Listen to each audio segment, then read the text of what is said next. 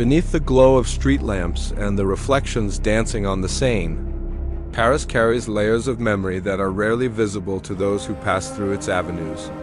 Because this city of light was shaped as much by violence, disease, and political upheaval as by art and philosophy, today Paris stands in northern France along the River Seine, serving as the nation's capital and as a global center of culture, fashion, diplomacy, and tourism. Yet behind the familiar images of the Eiffel Tower and grand boulevards lies a history marked by siege, massacre, revolution, and occupation. The story begins in the 3rd century BC when a Celtic tribe known as the Paris settled on a small island in the Seine, now called the Isle de la Cite, a defensible but constrained location that offered protection against enemies while limiting expansion and resources.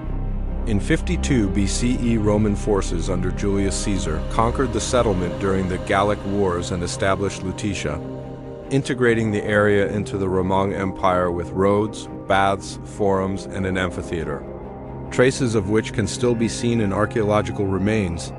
Despite these improvements, Lutetia remained a modest provincial town, and by the 3rd century CE, repeated invasions by Germanic tribes forced inhabitants to retreat again to the fortified island, reinforcing a pattern of survival through contraction. During the early Middle Ages, Paris faced further danger from Viking incursions, most notably in 845 when a fleet led by a chieftain identified in later chronicles as Ragnar sailed up the Seine and demanded a heavy ransom after attacking the city, exposing the vulnerability of Frankish defenses. By the 12th century, Paris had grown into a major intellectual and religious center, home to the emerging University of Paris and to the construction of Notre Dame Cathedral beginning in 1163.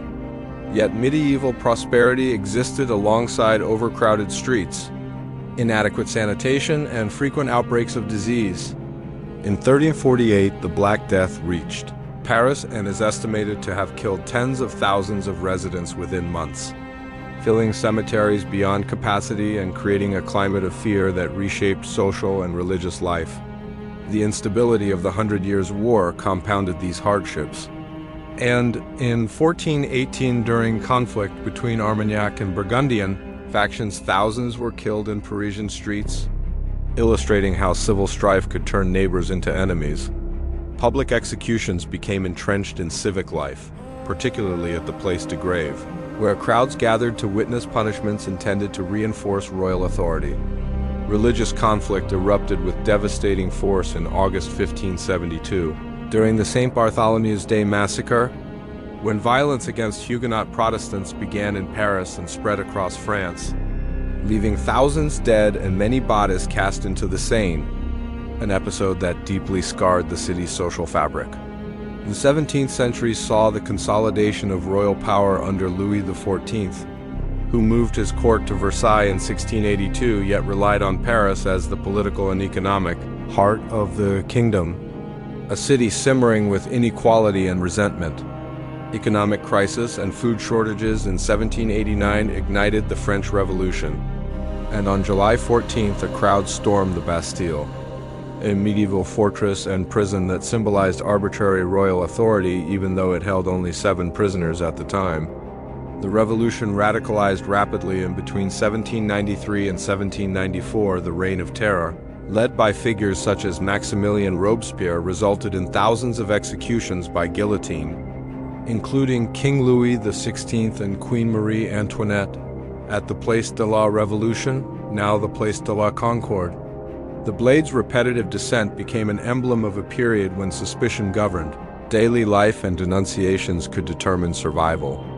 In the 19th century, Paris was transformed under Napoleon III and his prefect Baron Haussmann, whose vast urban redesign replaced narrow medieval streets with wide boulevards, parks, and uniform facades, improving sanitation but also displacing many working-class residents and deliberately limiting the construction of barricades that had characterized earlier uprisings.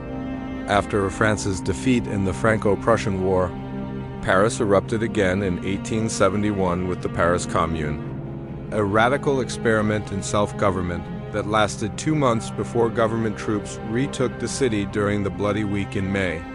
killing an estimated 10 to 20,000 communards and executing many at the Mour des Fidèles in Père Lachaise cemetery. The 20th century introduced new forms of warfare as Paris endured German air raids during the First World War and then full occupation after the German invasion of 1940 during the Second World War. Nazi flags hung from public buildings while anti-Jewish laws were enforced, culminating in the Veldheave Roundup of July 1942, when French police arrested more than 13,000 Jews who were later deported to extermination camps such as Auschwitz. Liberation came in August 1944 after resistance efforts and advancing Allied forces reclaimed the city, yet the memory of collaboration and persecution lingered for decades. Post-war tensions continued, and in October 1961, during the Algerian War, French police violently suppressed a demonstration by Algerian protesters in Paris, resulting in dozens and possibly hundreds of deaths. Some victims reportedly thrown into the Seine, an event long minimized in official narratives. In more recent years, Paris has faced acts of terrorism, including the coordinated attacks of November 13, 2015, that killed 130 people at locations such as the Bataclan Theater, reinforcing the reality that even a modern capital is not immune to sudden violence. Beneath the surface, the Paris catacombs hold the remains of more than 6 million people, transferred there in the late 18th century when overcrowded cemeteries posed health risks, creating an underground network of tunnels lined with carefully arranged bones that serve as a stark reminder of mortality woven into the city's foundations. Today, visitors encounter museums, cafes, and monuments that project refinement and continuity. Yet the streets have been shaped by centuries of upheaval, epidemics, ideological conflict, and contested memory.